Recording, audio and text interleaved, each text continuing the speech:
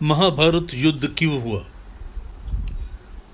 पांडवों ने 12 वर्ष का वनवास और 1 वर्ष का अज्ञातवास समाप्त होने पर जो प्रतिज्ञा के अनुसार अपना आधा राज्य मांगा, तब दुर्योधन ने आधा राज्य तो किया, तीखी सुई की नोक जितनी जमीन भी बिना युद्ध किए देनी स्वीकार नहीं की।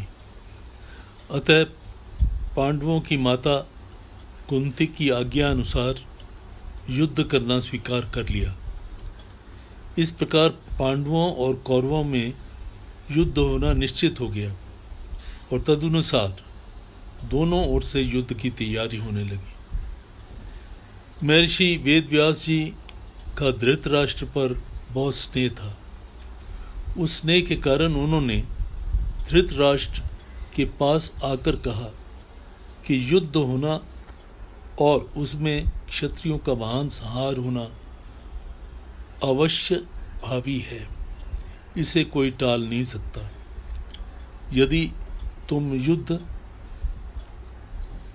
देखना चाहते हो तो मैं तुम्हें दिव्य दृष्टि दे सकता हूँ, जिससे तुम यहाँ बैठे बैठे युद्ध को अच्छी तरह से देख सकते हो। इस पर धृतराष्ट्र ने कहा कि मैं जन्म भर अंधा रहा, अब अपने कुल के संहार को मैं देखना नहीं चाहता, परंतु युद्ध कैसा हो रहा है यह समाचार जरूर सुनना चाहता हूँ।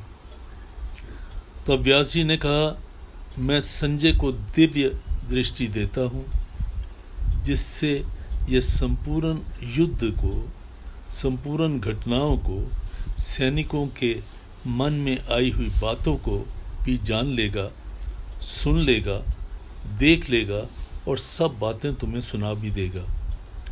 ऐसा कहकर व्यास जी ने संजय को दिव्य दृष्टि प्रदान की। निश्चित समय के अनुसार कुरुक्षेत्र में युद्ध आरंभ हुआ। 10 दिन तक संजय युद्ध स्थल में ही रहे।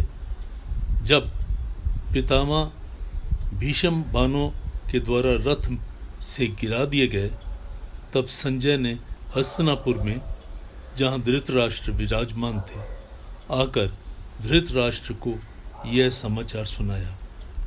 इस समाचार को सुनकर धृतराष्ट्र को बड़ा दुख हुआ और वे विलाप करने लगे। फिर उन्होंने संजय से युद्ध का सारा वृतांत सुनाने के लिए कहा।